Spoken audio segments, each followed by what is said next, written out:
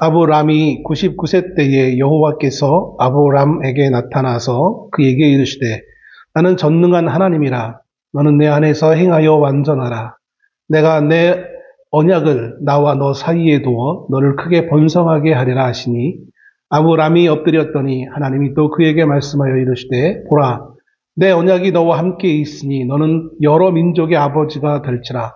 이제후로는 내 이름을 아브람이라 하지 아니하고 아브라함이라 하리니 이는 내가 너를 여러 민족의 아버지가 되게 함이니라.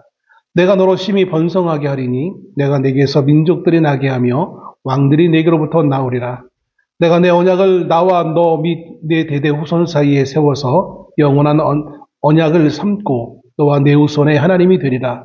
내가 너와 내 후손에게 내가 거류하는 이 땅 곧 가나안 온 땅을 주어 영원한 기업이 되게 하고 나는 그들의 하나님이 되리라.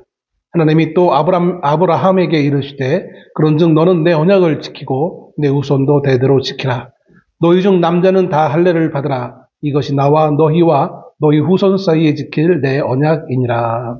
아멘.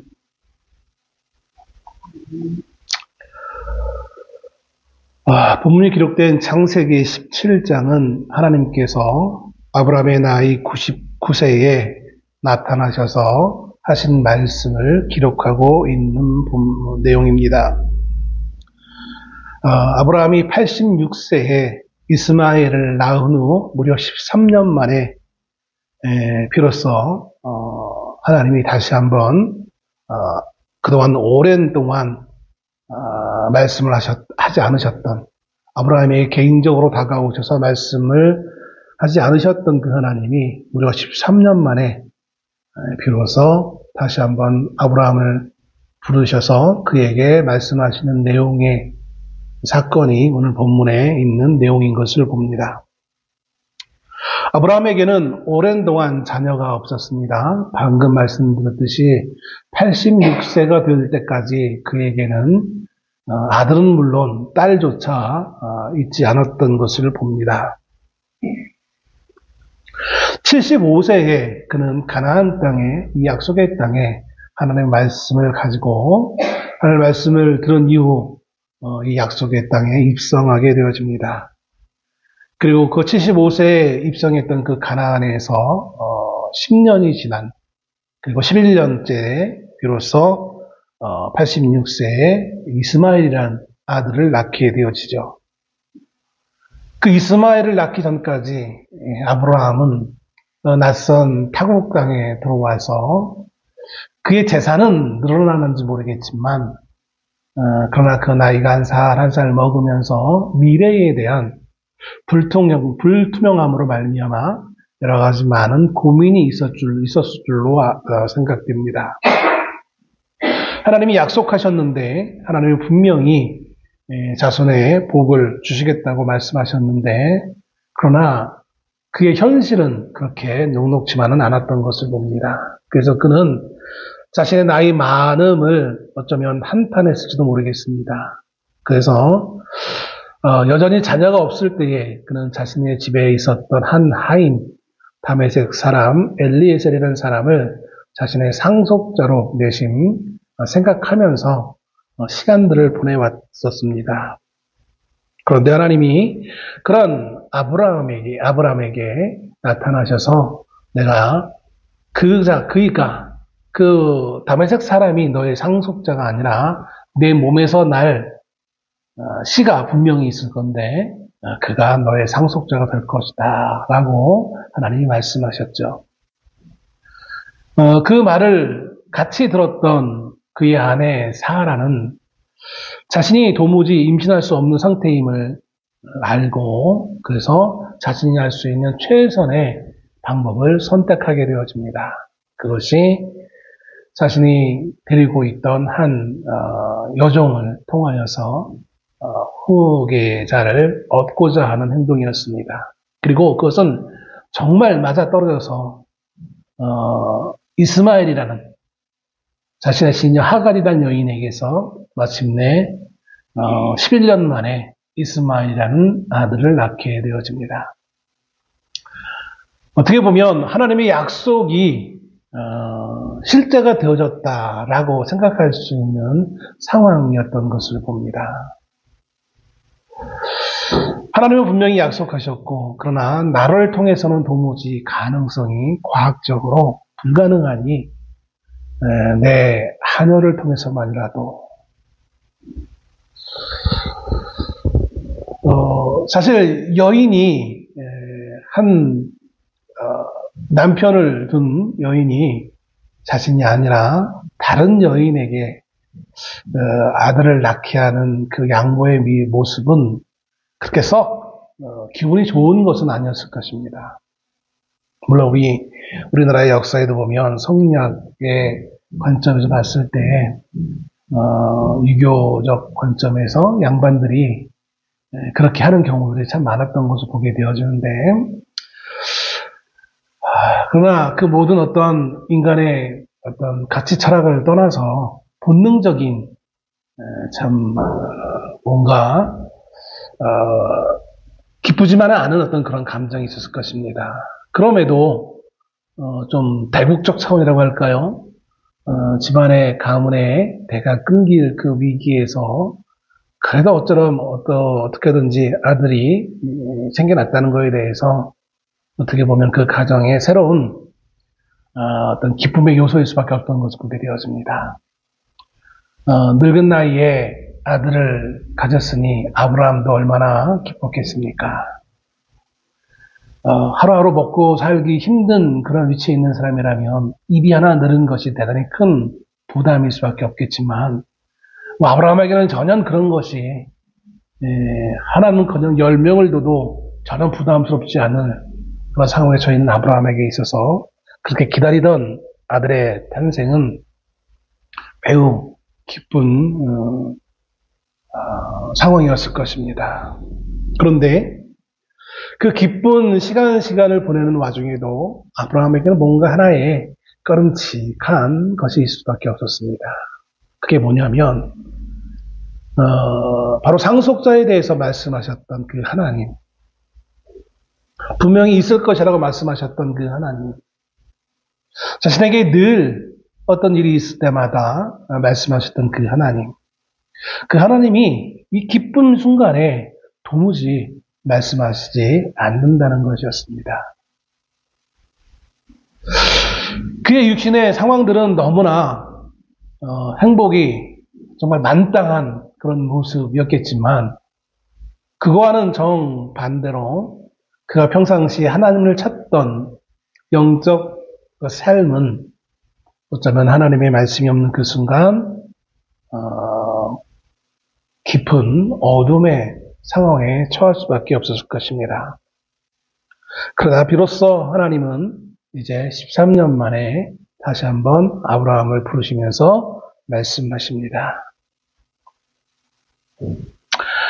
그 하나님이 뭐라고 말씀하시느냐면 나는 전능한 하나님이라고 말씀하신다는 거예요. 왜 하나님은 전능한 하나님이다라고 말씀하시면서 이 말씀을 시작하고 있는 걸까요? 이 전능한 하나님이라는 이 말씀 히브리어 원문을 보면 엘 샤다이라는 단어입니다. 성경에 보면 하나님을 지칭하는 표현들이 여러 가지가 있어요. 그 하나님의 성품 혹은 속성을 통하여서 다양하게 표현합니다. 문자로. 우리가 알고 있는 태초에 하나님이 천지를 창조하시니라라는 그 말씀의 그 하나님은 엘로힘이라는 단어로 사용합니다. 천지를 만드신 하나님. 그 하나님을 표현할 때 엘로힘이라고 표현합니다. 늘 또 자주 말씀을 드리지만 많이 표현되어지는 것은 여호와 혹은 예전 어떤 약간 캐톨릭이나 또 진보적 입장에 취했던 성경을 보는 분들 입장에서는 야훼라고도 말을 하죠. 야훼가 곧 여호와입니다. 근데 이 여호와라는 이름은 언약의 하나님을 지칭할 때 백성과 언약을 맺으시고 그 언약을 지키시는 하나님이라는 의미를 가지고 말씀하실 때, 주로 이제 이스라엘 민족을 향하여 말씀하실 때, 왜냐하면 이스라엘 민족이 하나님의 선택받은 약속의 민족이라는 의미가 있기에 하나님은 늘 주로 여호와 혹은 야훼로서 많이 말씀하시죠. 그런데 오늘 아브라함에게 그 약속의 민족의 시조라고 할 수 있는 아브라함에게 오늘 등장하실 때에 여호와라고 말씀하시지 않고 엘 샤다이, 전능한 하나님, 엘로힘도 아니고 엘 샤다이라고 자신을 표현하시면서 말씀하시고 있는 것을 봅니다.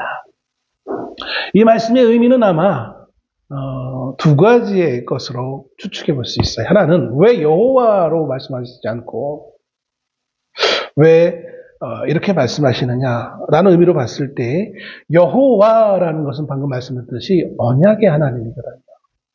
그러면 지금 이 언약의 하나님으로 나타나시지 않은 이유는 지금 아브라함이 처한 그 상황이 하나님이 약속하셨던 그 자녀, 상속자를 약속하셨고 그 약속하신 바대로 뜻을 이루신 그 하나님으로서 지금 나타나실 계제가 아니라는 거예요.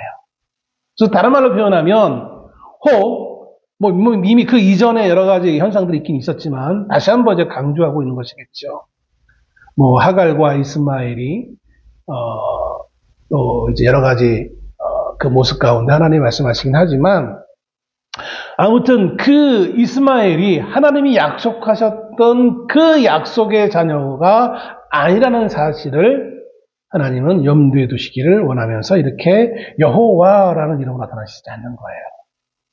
만약 이 이스마엘이 정말 하나님이 약속하셨던 아브라함에게 이미 약속하셨던 그 상속자였다라면 하나님은 아마 나는 여호와라라고 말씀하면서 자신을 표현하면서 아브라함에게 말씀을 시작하셨겠죠. 그런데 굳이 하나님이 나는 여호와라라고 말씀하시지 않는 이유는 바로 지금 아브라함이나 그의 아내 사라가 착각할 가능성이 있는 이스마엘이 하나님 말씀하셨던 그 약속을 이룸이라는 사실이 아니라는 것을 은연중에 표현하시기 위해 하나님은 굳이 여호와라는 표현을 쓰지 아니하시고 엘 샤다이라는 말로서 자신을 표현하고 있는 것을 봅니다. 두 번째는 그러면 왜 엘 샤다이냐는 거예요. 왜? 여호와를 사용하지 않은 이유는 이해하겠는데 그러면 흔히 또 얘기했던 엘로힘이 아니라 왜 엘 샤다이냐라는 거예요. 엘로힘이란 말에도 천지를 창조하신 하나님이란 거기에도 전능의 의미가 있거든요. 근데 엘로힘으로 사용하지 아니하시고 엘 샤다이라는 그 명칭으로 하나님을 좀 표현하고 있는 거예요. 그 이유는 이렇습니다. 이 엘 샤다이라는 이 의미에는 자연의 법칙을 초월하여서 자신의 약속을 성취시키는 무한한 능력을 소유하신 하나님이라는 의미가 담겨 있는 거예요. 전능하신 하나님인데 그 전능하심이 그 한계가 어디까지 있느냐면 우리가 알고 있는 기본적인 그 법칙을 뛰어넘어서까지 쉽게 얘기한다면 자연의 법칙 우리가 흔히 이해하고 있는 당연히 그럴 수밖에 없는 자연의 법칙이 있지 않습니까? 그런 것을 초월해서도 하실 수 있는 그런 전능한 그 능력이 제한받지 아니하시는 그 하나님으로서 이렇게 엘 샤다이라는 표현으로 하나님이 자신을 드러내고 있는 것을 봅니다. 그럼 왜 하나님이 이렇게 말씀하시는 걸까요? 그것은 지금 아브라함이 처한 상황과 결코 뗄래야 뗄 수 없는 인과관계가 있기 때문인 것입니다. 엘 샤다이라고 표현하시는 그 말씀 가운데는 아브라함과 그의 아내 사라가 가지고 있었던 조급한 마음이 하나님이 계획하지 않았던 하나님이 말씀하시지 않았던 결과를 나타낸 그것을 마치 하나님이 계획했던 걸로 착각하고 있는 아브라함과 사라에게 일종의 어떻게 보면 꾸지람이 담겨있는 표현으로서 이렇게 말씀하신다는 거예요. 제가 앞에서 말씀드렸던 것처럼 왜 사라는 자기의 종이었던 하갈을 아브라함에게 보내서 둘 사이에 이스마엘을 낳게 했는가? 그건 지극히 정상적, 어떻게 보면 일반적인 사람이랑 정상적인 거였어요. 자기는 더 이상 여인으로서의 역할을 할 수 없기 때문에. 아이를 낳을 수 있는 상황이 아니었기 때문이라는 것이었죠.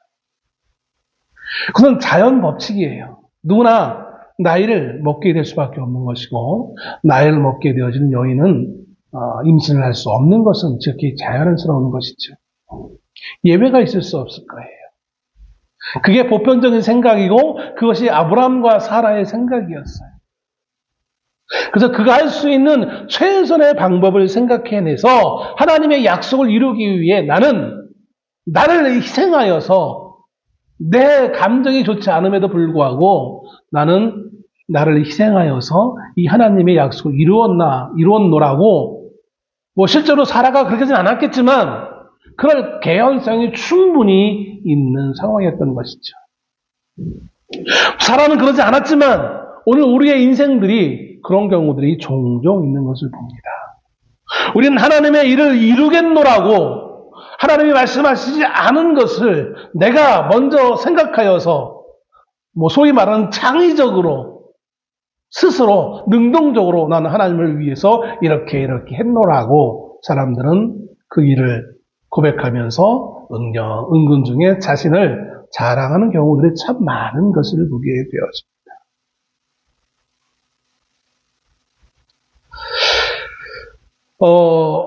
사실 많은 하나님의 사역자들이 또 하나님의 믿음의 사람들이 여기 이 함정에 빠지는 경우가 참 많은 것을 보게 되었습니다.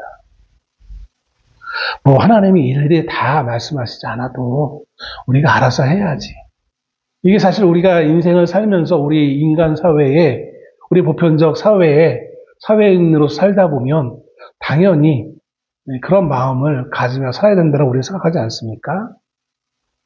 직장 생활을 하던, 학교를 다니던, 어떤 일을 하던 위에 상사가 미리 말하지 않아도 알아서 눈치껏 일을 해야 사랑받고 인정받는 그런 인간 사회가 아니겠어요.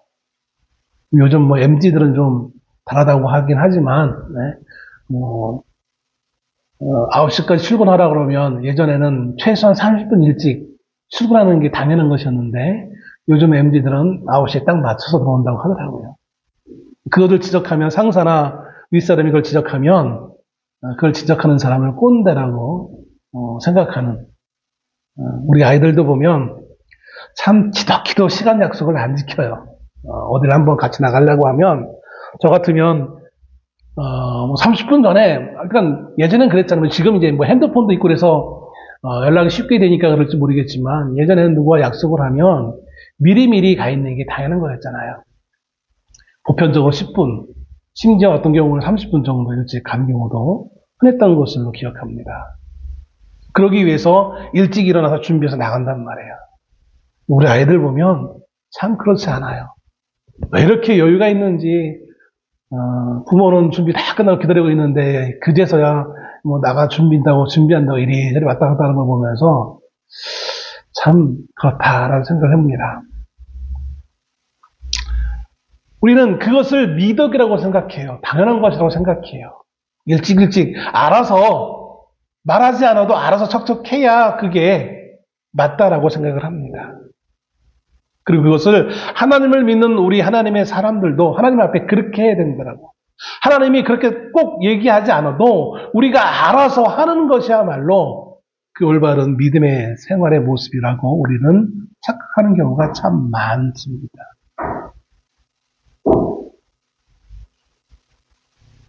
그런데 그런 모습 가운데 많은 경우가 우리는 하나님을 앞서는 일들을 하게 되어지는 거예요. 오늘 아브라함과 사라의 경우처럼 말이죠. 오랜 침묵을 끝나고 아브라함에게 다시 오신 하나님께서는 아브라함의 방식이 아닌 하나님의 방식으로 하실 것을 말씀하십니다. 그러면서 이미 예전에 아브라함과 창세기 15장에서 약속하셨던 그 언약을 다시 한번 말씀하시면서 그 약속을 다시 새롭게 하시는 것이 오늘 본문의 말씀인 거예요. 13년 만에 나타나신 하나님은 두 가지의 것을 오늘 본문에서 아브라함에게 명령하십니다.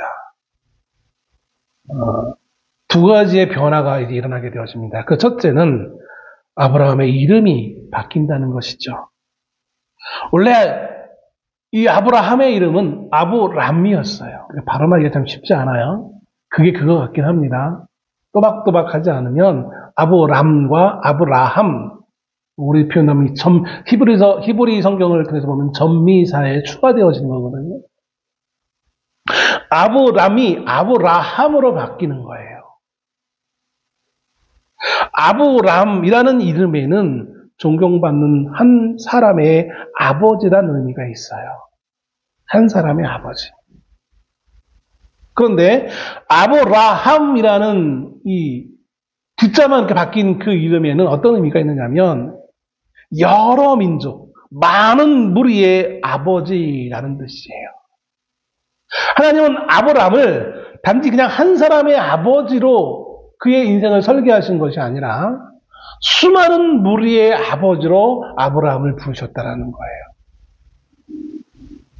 그가 하나님의 부름 받기 이전에는 그저 자녀도 없고 그저 그냥 대대로 삶을 살던 고향에서 그의 가업을 물려받고 그러다가 이제 시간이 되어지면 육신의 생명을 끝나는 원래라면 그런 삶을 마쳐야 되는 인생이었는데 그런 아브람이라는 한 사람을 부르셔서 사실 한 사람의 아버지로 그 이름 그대로 있는 한 사람의 아버지로 세우는 것도 놀라운 은혜요 변화의 모습이었는데 하나님이 그를 그 약속의 땅에 정착하게 하시면서 또다시 그의 그 신분을 격상시키는데 그게 뭐였냐면 단지 한 사람의 아버지로 인생을 끝나는 것이 아니라 수많은 무리의 아버지로 하나님이 그를 계획하셨다는 사실인 것입니다. 다시 말씀드립니다. 그는 그저 인생의 삶을 그저 그런 모습으로 살다가 사라져야 될 사람이었어요. 인생의 삶으로, 이 땅의 삶으로 그냥 끝나는 사람이었어요. 아무도 그를 기억해 주지 않고, 아무도 그가 이 땅에 존재했다는 사실을 알지도 못하는, 그냥 사라지는 그런 사람이었어요. 근데 그가 하나님의 부르심에 따라 약속의 땅으로 오게 되어졌었고, 그리고 그에게 상속자를 하나님이 약속하십니다. 그리고 좀 더 시간이 흐른 다음에 하나님은 그 상속자의 의미를 좀 더 확대하여서 단지 한 사람, 그냥 자기의 이름을 기억하는 단지 한 사람의 상속자만 주어진 것이 아니라 아브라함이 모든 사람의 많은 무리의 아버지로 존경받고 기억되고 이해될 사람으로 하나님은 그를 세워놓으셨다는 사실인 것입니다. 본문 6절에 그래서 심히 번성하게 하리니 내게서 민족들이 나게 하며 왕들이 내게로부터 나오리라 라고 말씀하십니다. 그의 현재의 삶을 놓고 본다면 도무지 하나님이 말씀하시는 이 내용과 어울리지 않는 삶이에요. 물론 그는 부자가 되긴 했어요. 근데 그냥 그걸로 끝날 수밖에 없는 상황에 있던 그를 향하여 하나님은 하나님의 계획 안에 심히 번성하게 하겠다. 내게서 민족들이 나오게 하겠다. 심지어 왕들이 내게서 나올 것이다. 그런데 이 모든 이 하나님의 말씀 가운데 이 언약은 아브라함이 이루는 것이 아니었어요. 오늘 말씀에 2절 말씀을 보면 이렇게 말씀합니다. 내가 내 언약을 나와 너 사이에 두어 너를 크게 번성하게 하리라. 야, 너는 열심히 노력해서 번성해야 돼. 이렇게 말씀하시지 않았어요. 번성하리라. 누가 하느냐? 내가요, 내가. 하나님이에요, 하나님. 이 모든 일의 주어는 아브라함이 아니라 하나님이었다라는 거예요. 근데 정작 그는 13년 전에 그 하나님이 하실 일을 자기가 마음대로 먼저 생각해서 자기가 먼저 일을 저질러 버렸어요. 그 저질던 일들로 인해서 그는 평생 이제 후환거리가 생기게 되어지고, 아브라함 때로만 그 후환거리가 끝나는 것이 아니라 대를 이어 약속의 자녀와 약속 외에 있는 자녀 사이에 수많은 문제가 일어나게 되어지고, 그 문제는 오늘날 현대까지 이어지고 있는 것을 보게 되었습니다. 물론 이것이 오늘날 이스라엘 사람들이 지금 행하고 있는 저 좋지 않은 모습을 찬성한다는 뜻은 아닙니다. 그들은 또 다른 하나님의 계획과는 다른 또 다른 범죄를 저지르고 있을 뿐인 것이지, 이 아브라함의 그 약속이 지금 이 시대의 그 이스라엘의 그 모든 범죄를 덮어줄 수는 없고, 또 지금 이 약속에 근거하여서 저 이스라엘 땅 팔레스타인 난민을 다 쫓아내고 거기에 그 서한 지구에까지 이스라엘 정착촌을 만들어 놓고 거기에 하나님의 왕국을 세우려고 하는, 물론 그렇게 믿는 사람은 별로 없지만 다 정치적 이유지만 일부 이상한 종교적 논리를 가지고 있는 우익들과 오늘 한국 교회의 많은 잘못된 세상을 가지고 있는, 잘못된 이해를 가지고 있는 성도들, 그것은 또 하나님의 계획하신 것은 저는 다른 자기의 열심에 불과한 거예요. 그게 아브라함과 사라가 범했던 실수였고 범죄였어요.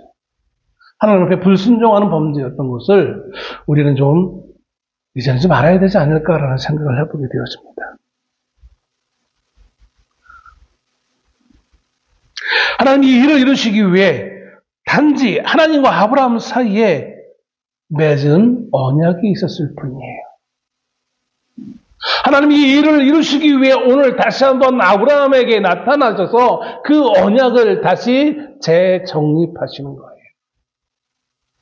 뭐 일종의 아브라함의 실수를 좀 꾸짖는 것도 없지 않아 있을지 모르겠지만, 그러나 하나님은 이 약속을 이미 창세기 15장에 했던 그 약속을 이루시기 위해 다시 한번 그 언약을 재정비하고 있는 거예요.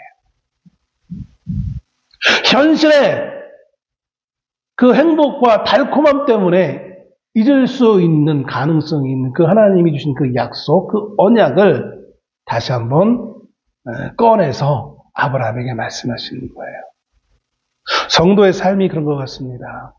성도가 우리의 삶에 아무런 문제가 없는 그 순간, 우리가 평안하다 생각하는 그 순간, 우리는 하나님과 우리 사이에 그 약속을 놓칠 때가 너무나 놓칠 가능성이 더 확대되어지는 것을 봅니다. 우리의 삶에 고통과 어려움이 있을 때는 그나마 하나님의 약속을 기억하려고 해요. 근데 우리의 삶이 평안해지고 평화로워지고 행복해질 때, 또 아무런 문제가 없을 때, 없다고 느껴질 때 우리는 하나님과 우리 사이의 언약을 놓치는 경우가 너무나 많은 것을 봅니다. 그리고 우리에게 주어진 그 평화로움을 그저 단지 즐길 뿐인 거예요. 그걸 즐기면서 우리는 하나님과의 약속을 놓치게 되어집니다.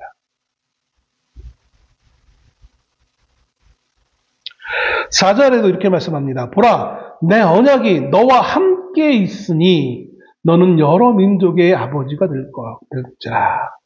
이 민족의 아버지가 되는 가장 중요한 매개체는 뭐냐면 약속이에요. 내 언약이 너와 함께 있다라는 거예요.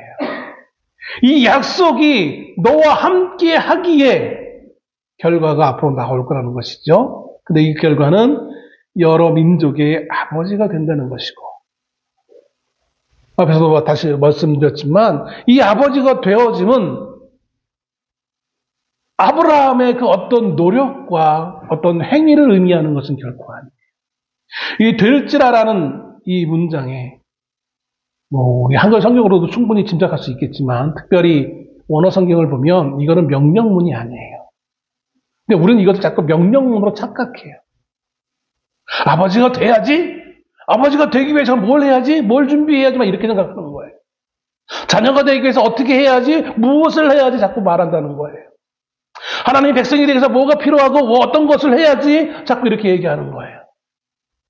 그래서 사람들은 하나님의 자녀가 되기 위해서 의로워야 돼, 착해야 돼, 순종해야 돼, 별 수많은 것들을 이야기해요. 그건 다 그림자들에 불과한 거예요. 하나님 뭐라고 말씀하시냐면 약속이 있겠다라는 거예요. 우리가 순종했기 때문에 하나님의 백성이 되어지는 것이 아니라 하나님이 우리를 하나님의 백성으로 부르셨기 때문에 우리에게 법을 주신 거예요.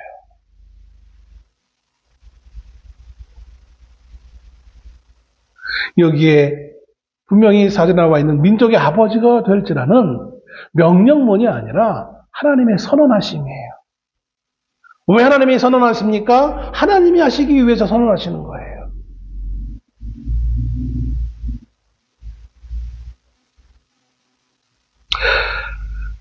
이제 하나님이 이름을 바꾸시면서 하나님이 이 일을 하시겠다라고 말씀합니다.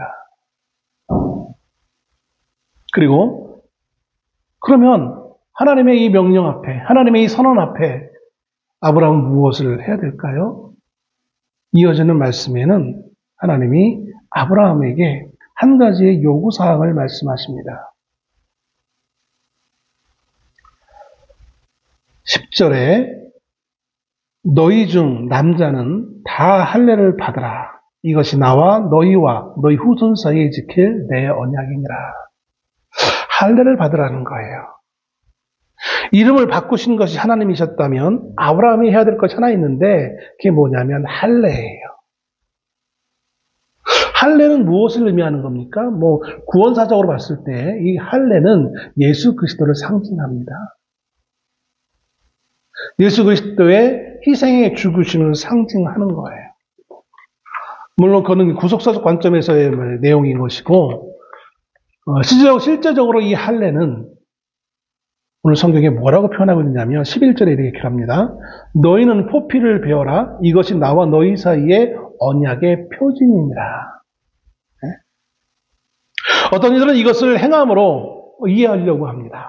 할례를 행하는 그 순종, 행위, 이걸 행위라고 생각을 해요. 마치 그 외국 마블 영화에 나와 있던 그 절대 반지처럼 이거 꼭 해야 되는 능력이, 이 할례가 하나님이 그들에게 준 어떤 능력으로 착각하는 경우들이 종종 있어요. 그러나 이 할례가 믿음을 증명한 것도 아니고 언약을 증명한 것도 아니에요. 그거 될 수가 없어요. 오늘 10절의 말씀에 있는 것처럼 이것은 그냥 표징, 일종의 표시인 거예요. 하나님의 약속의 표시로서 이것을 준 거예요. 이번에 정부가 여러 가지 법을 개정하면서 많은 이제 새롭게 개정된 것들이 있는데 그 중에 하나가 문신하는 거, 그거는 이제 합법적인 걸로 이제 바뀌었다고 하더라고요. 그래서 문신으로 밥벌이를 하고 있던 사람들 더 이상 이제 불법 시비에 의해서 불법 어떤 시술이라는, 그래서 이제 언제라도 처벌받을 수 있다라는 그런 공포에서 이제 해방됐다. 그래서 그 사람들이 상당히 좋아하고 있다라는 말을 듣는 기사를 보게 되어졌는데, 문신하는 거 있잖아요. 저는 그 문신을 참 좋아하진 않아요.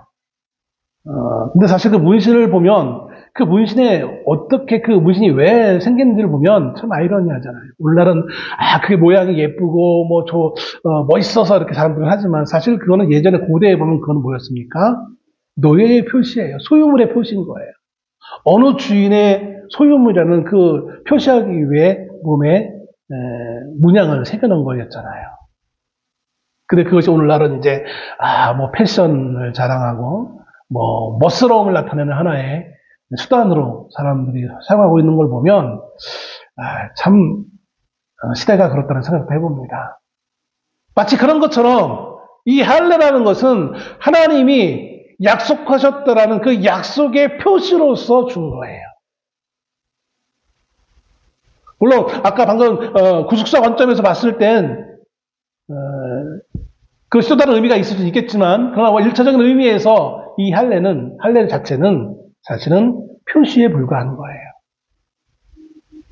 마치 노아 시대에, 노아 홍수 후에 하나님이 다시는 물로 심판하지 않겠다라는 그 약속을 하시고, 그의 약속으로 무지개를 노아에게 표시해 주신 것처럼,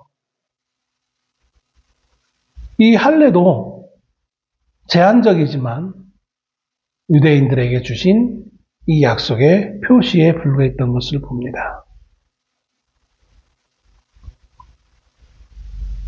그것이 사도 바울은 나중에 어떻게 표현하냐면 갈라디아서 6장 17절에 이렇게 표현합니다. 이후로는 누구든지 나를 괴롭게 하지 말라. 내가 내 몸에 예수의 흔적을 지니고 있노라. 예수 그리스도의 십자가의 그 죽으심의 흔적이 내 안에, 내 몸에 있다라는 거예요.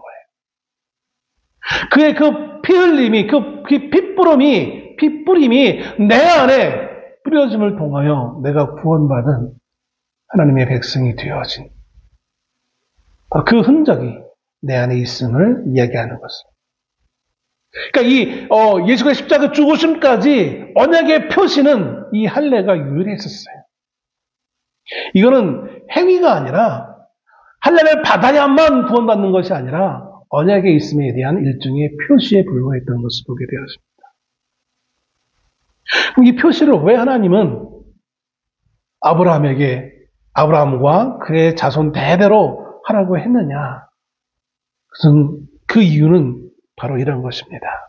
앞에서 좀 전에도 잠시 언급했지만 아브라함 혹은 사람의 방식이 아닌 하나님의 방식으로 하겠다라는 의미가 여기에 담겨져 있는 거예요. 할례라는 이 단어는 원래 자르다라는 뜻이 있어요. 남성의 성기 그 끝부분을 자르는 거란 말이에요. 왜 그런 의식을 했느냐? 민속학자들은 여러 가지 의미를 거기다 갖다 붙이긴 합니다. 그러나 사실은 민속학자들이 말하는 것과는 전혀 다른 의미예요. 그게 뭐냐면, 자녀의 낳음이, 자녀의 생산이 과학적이고 어떤 합리적인 인생의 육체의 어떤 과정을 통해서 주어지는 것이 아니라 하나님의 손에 달려 있음을 표현하기 위해서 자르라라는 거예요. 모든 것을 다 자를 수는 없으니까 일부만 자른 거예요. 그래서 어차피 나이도 많이 들었긴 했지만 그것과 상관없이 아무튼 사람의 생산의 방법대로가 아니라 앞으로 하나님의 방식대로 너를 온 모래의 아버지가 되게 하시겠다라는 하나님의 선언하심이 여기에 포함되어 있는 것을 보게 되었습니다.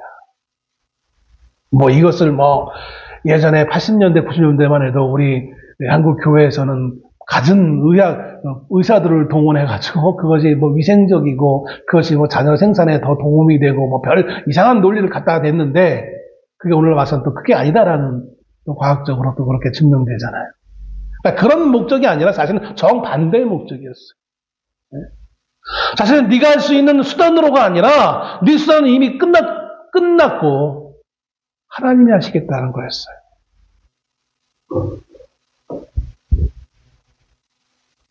그러면 인간은 무엇을 해야 되는 거예요?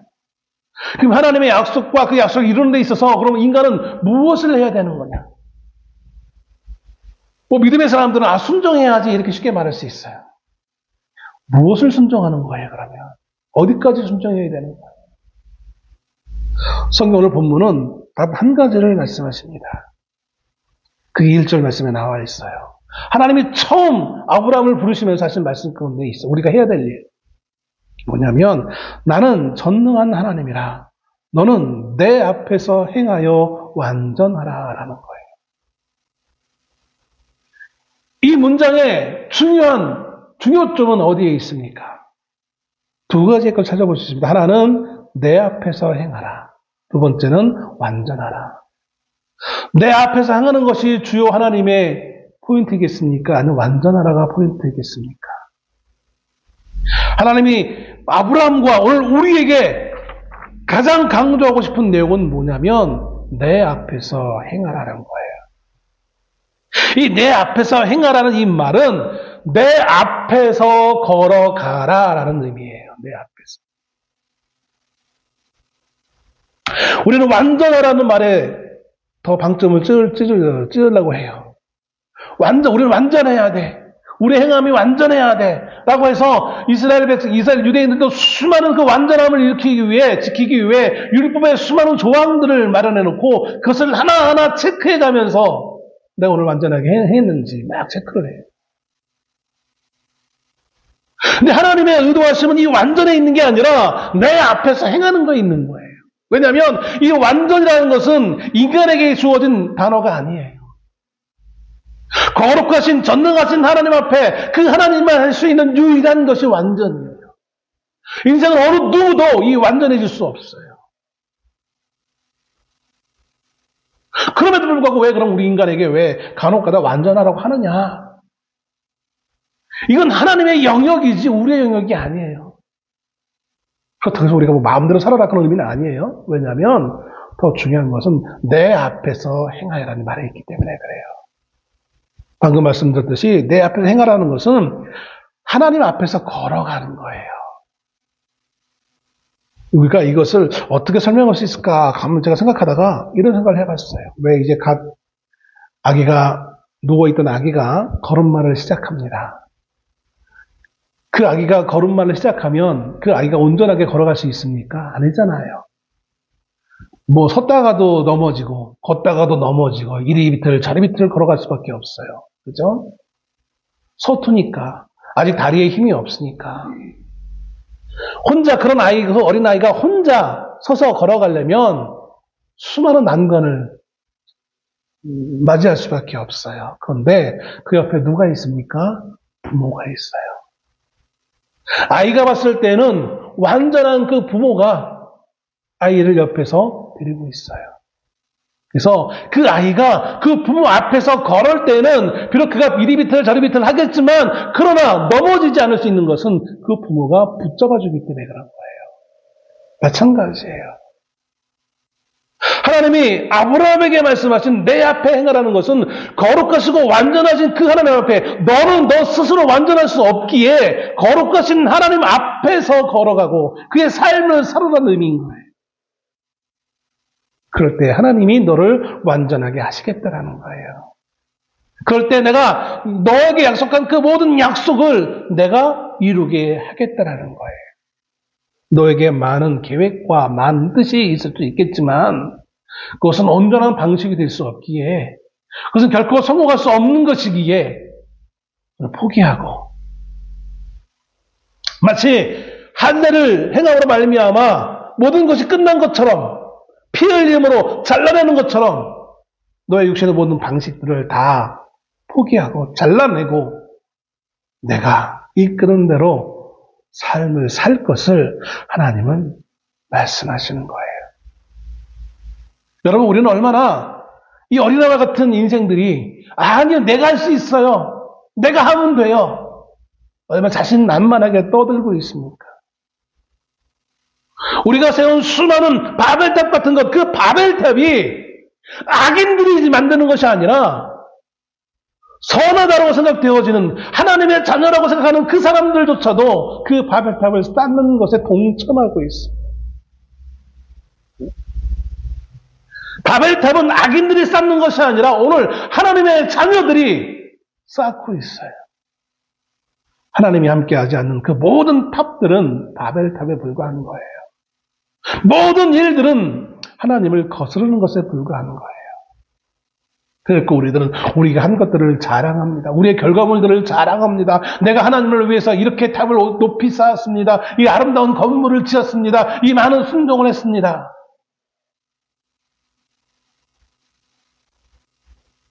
그런데 하나님은 그것을 도무지 내가 기억하지 않는다, 못한다라고 말씀하십니다. 오늘 우리 믿는 사람들, 오늘 한국교회에 가는 그 모든 일들이 과연 우리가 하나님을 따라가는, 하나님 앞에서 걸어가는 삶입니까? 아니면 조금 잘났다고, 좀 컸다고, 네? 하나님 잠시 계세요? 내가 좀 열심히 하고 올게요. 하나님을 앞서가서 제 멋대로, 제 마음대로 하나님의 이름을 팔아가면서, 교회의 이름을 팔아가면서 어떤 교만의 바벨탑을 쌓고 있는 것은 아닙니까? 아브라함도 그랬어요.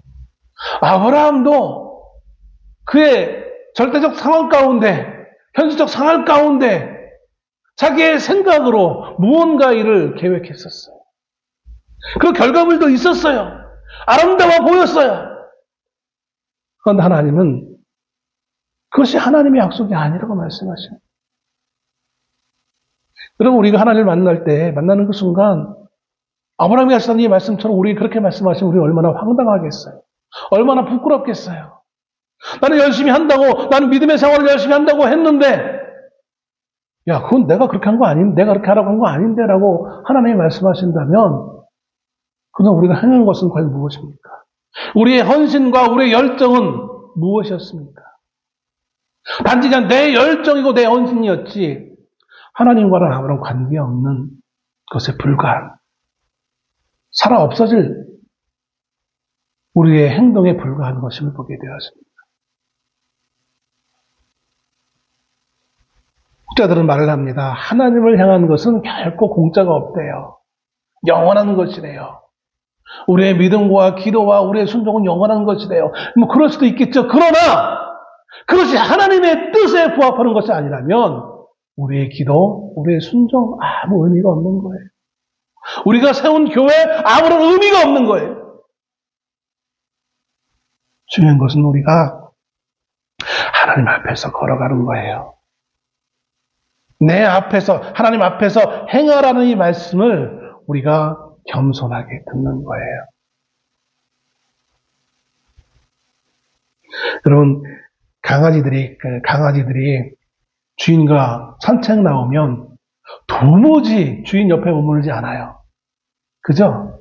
강아지들이 주인 앞서가서 이리저리 막 왔다 갔다. 주인은 좀 이쪽 가고 싶은데 안 가고 막 엉뚱한 데로 가고 있고, 뭐 지 영역 표시하느라고, 나무 옆에 가가지고, 오줌 싸고 있고, 별짓 다 하고 다니잖아요. 희한하게 인간은 또 그것을 또 기다리고 있어, 사람들은 또. 누가 주인인지 모르겠어요. 겉으로 멀리서 보면 개가 주인인지 사람이 주인인지, 사람이 개를 끌고 있는 건지 개가 사람을 끌고 다니는 건지 알 수 없어요. 그래놓고 개도 우리 가족이라고 그렇게 말하고 있어요. 개 같은 인생을 사는 거예요. 여러분, 개 같은 인생이 아니라 하나님이 만드신 하나님의 모습, 형상으로 지은 사람의 모습으로 살아야 되지 않겠습니까? 그러기 위해서 우리는 어디에 머물러야 됩니까? 하나님 곁에 머물러 있어야 돼요. 하나님 앞에서 행해야 되는 거예요. 하나님 힘드시니까 좀 쉬세요. 내가 가서 하고 나서 다시 올게요. 그거 하나님 원하시는 거 아니에요. 우리의 삶이 하나님을 따라가는 삶 되어지기를 소원합니다. 하나님을 앞서가는 자가 아니라 세상은 앞서가는 것을 좋아해요, 자꾸. 그래야 결과물이 있다고 생각해요. 창의적으로, 창조적으로. 근데 성경은 그 창의는 하나님이 하세요. 우리는 만드신 그 하나님의 법칙에 따라 그 하나님을 따라가는 것 뿐이에요. 거기에 그 어떠한 우리의 결과물들 필요 없어요. 하나님은 무언가를 필요할 것만큼, 우리가 만든 무언가를 필요할 만큼 그렇게 허술한 하나님이 아니세요. 우리의 인생의 삶이 하나님을 따라가는 삶으로 만족할 수 있는, 기뻐할 수 있는 될 수 있기를 소원합니다. 우리의 욕망을 이루기 위해서 자꾸 하나님을 떠나는 거예요. 하나님께 순종하기 위한 것이 아니라 사실은 우리의 욕망을, 욕심을 이루기 위해. 그렇게 하다 보면 너무 더딜 것 같고, 하나님을 따라가다 보면 너무 더딜 것 같고, 안 될 것 같고, 뭔가 이상해질 것 같고, 우리 생각에. 내 욕망을 만족감을 못 느끼니까 자꾸 하나님을 떠나가는 거예요. 앞서가는 거예요. 우리의 자리가 바로 하나님 앞이 되어지기를 소원합니다. 하나님과 함께 하나님을 따라갈 수 있는 그러한 성도의 삶이 될 수 있기를 주의 이름으로 축원합니다. 기도하겠습니다.